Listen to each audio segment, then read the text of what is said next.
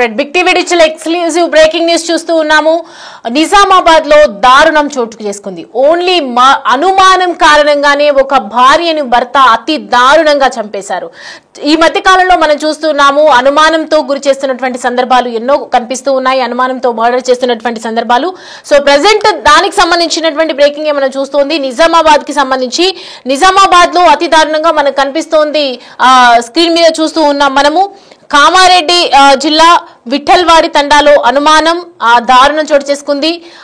అనుమానంతో భార్యను చంపేసినటువంటి భర్త ఒక్కసారిగా భార్య సునీత నాలుక కత్తిరించి తలపై రోకలి బండతో కొట్టి దారుణ హత్య చేశారు. పవార్ కిషన్, పవార్ సునీత ఇద్దరు దంపతులు గత 10 ఏళ్ల కిందట హైదరాబాద్ కు లింగంపల్లిలో వలస వచ్చినట్టు తెలుస్తోంది. లింగంపల్లిలో టీ కొట్టు నడుపుతూ ఉన్నటువంటి ఇద్దరు దంపతులు గుడి పండుగకు తండాకు వచ్చారు.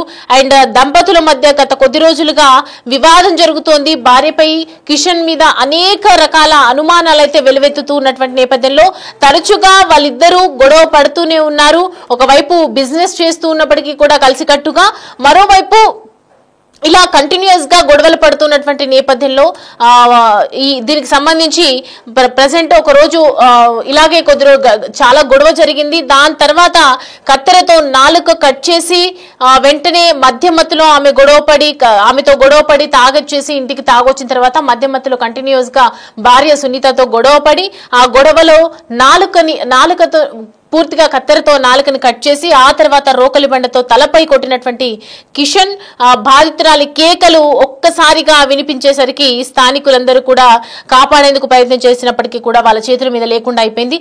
భార్యపై అనుమానంతో ఆమె నాలుక కత్తిరించి తలపై రోకలి బండితో కొట్టి దారుణంగా హతమార్చినటువంటి ఘటన కామారెడ్డి జిల్లా పెద్దకొడగల్ మండలం విఠల్ వాడి తండాలో గురువారం రాత్రి చోటు చేసుకుంది.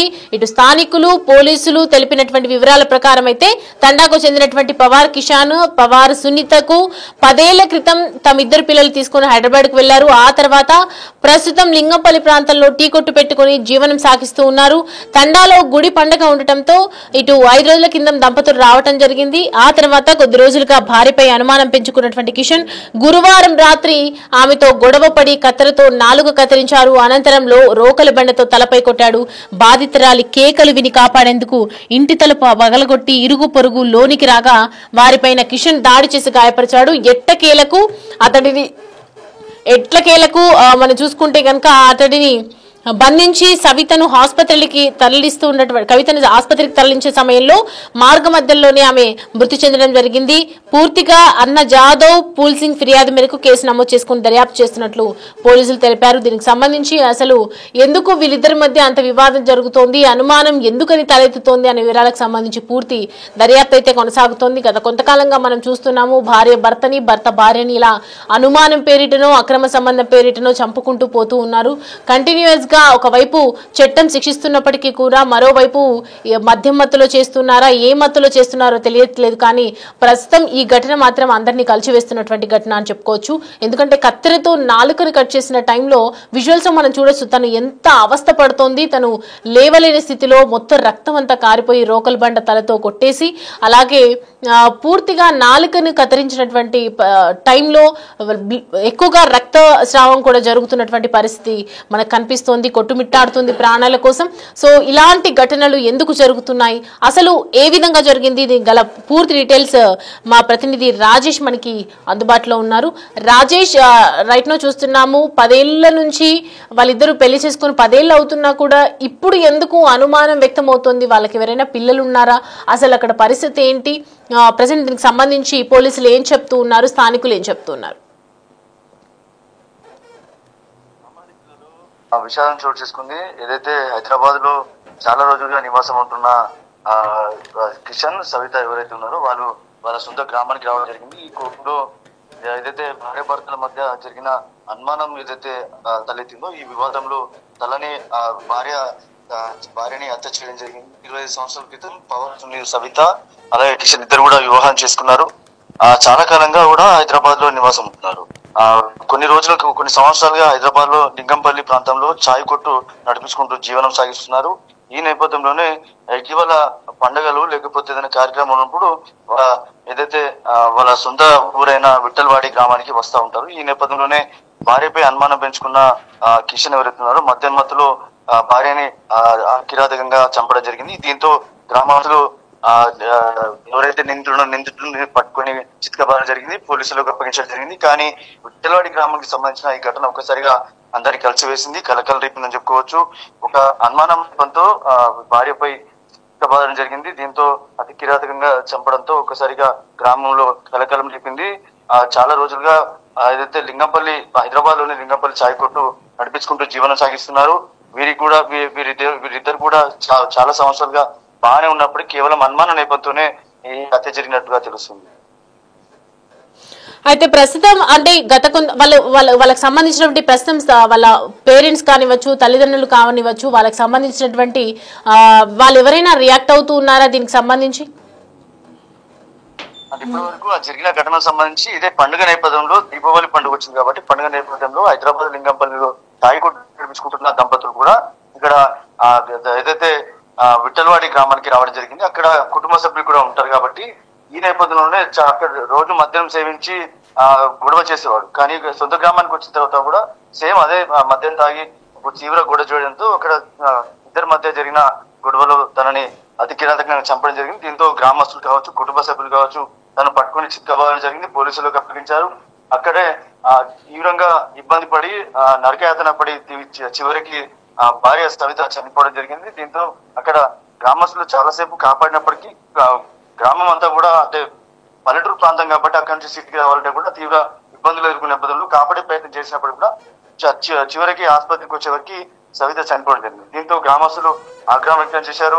ఎవరైతే నిందితుడిని కఠినంగా శిక్షించాలని పోలీసులకు వేడుకున్నారు. కొద్దిసేపు అక్కడ ప్రాంతం అంతా కూడా తీవ్ర గందరగోళ పరిస్థితి నెలకొంది. ఎవరైతే నిందితుడు ఉన్నారో నిందితుడిని చిత్కబాది పోలీసులకు అప్పగించారు. పోలీసులు కేసు నమోదు చేసుకుని దర్యాప్తు చేస్తున్నారు. ప్రస్తుతం పోలీసుల అదుపులో నిందితుడు. Right Rajesh, thanks for the updates. Right, ప్రస్తుతం అయితే పోలీసుల అదుపులో ఉన్నారు నిందితుడు అని చెప్తూ ఉన్నారు. మరి దీనికి సంబంధించి పూరి దర్యాప్తు కొనసాగుతుంది. ఏ శిక్ష విధించాలి అనే కోణంలో కూడా దర్యాప్తు చేస్తూ ఉన్నారు. ఎందుకంటే గత కొంతకాలంగా మనం చూస్తున్నాం కంటిన్యూస్ గా భార్య భర్తల మధ్య తగాదాలు జరుగుతున్నప్పటి నేపథ్యంలో ఒకవైపు భార్య సీక్రెట్ గా చంపడం, భర్త డైరెక్ట్ గా చంపడం, భార్యని ఇలా కంటిన్యూస్ గా ఒకరిపై ఒకరు దాడులు చేసుకోవటము, హత్య చేయటము, హతమార్చడం, లేదంటే ఒక గ్యాంగ్ నిర్వహించి రెక్కి నిర్వహించి చంపడం, ఇలాంటివి ఎన్నో సంఘటనలు మనం చూస్తూనే ఉన్నాం. కంటిన్యూస్ గా ఒక రోజుకు ఒక న్యూస్ అయితే వస్తూ ఉంది. సో దీనికి సంబంధించి ఒకవైపు చట్టపరంగా శిక్షిస్తున్నప్పటికీ కూడా మరి ఎందుకని ఇలా భార్య భర్తల మధ్య వివాదాలు వస్తున్నాయి? ఈ వివాదాల నేపథ్యంలో పోలీస్ స్టేషన్స్ ఉన్నాయి, అక్కడికి వెళ్ళినటువంటి చట్టపరంగా మనం ముందుకు వెళ్ళొచ్చు, నచ్చకపోతే కేసెస్ వేయొచ్చు. కానీ ఎందుకని ఒక మనిషిని చంపి ఇది చేస్తున్నారు అని చెప్పి మరోవైపు ఎన్నో రకాలుగా శిక్షిస్తూ ఉన్నప్పటికీ కూడా భార్య భర్తల మధ్య గొడవలు జరుగుతూనే ఉన్నాయి. ఇలా ఇటు తల్లిదండ్రుల మధ్య ఆస్తి పంపకాలకు సంబంధించి కూడా ఒకవైపు హత్యలు చేస్తూ ఉన్నారు. మనం చూస్తూ ఉన్నాము. ప్రెసెంట్ అయితే దానికి సంబంధించి సునీతకు సంబంధించి ఒకవైపు మర్డర్ జరిగినటువంటి దృశ్యాలు కనిపిస్తున్నాయి. అతి దారుణంగా చంపాడు భర్త. నాలుకను కత్తెరతో కట్ చేసి రోకలి బండతో కొట్టి చంపటం అనేది అతి దారుణమైనటువంటి ఘటన అని చెప్పొచ్చు. ఒకవైపు టీ కొట్టు నడుపుతున్నారు, మరోవైపు బిజినెస్ ఒక మంచిగా సాగుతుంది అనే టైంలో మరోవైపు ఇలాంటి కథలు, ఇలాంటి దారుణ ఘటన చోటు చేసుకోవటం అనేది నిజంగా బాధాకరం అని చెప్పాలి. దీన్ని అందరినీ కూడా స్థానికులందరినీ కూడా కలిసివేస్తోంది.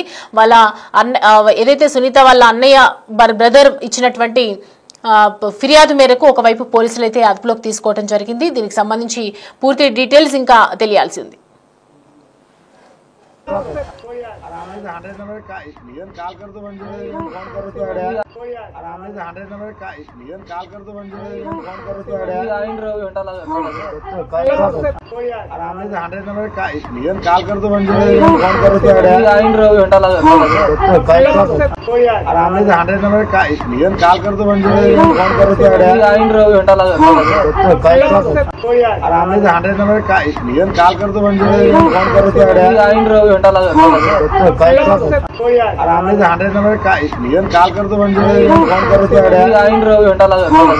कॉल करो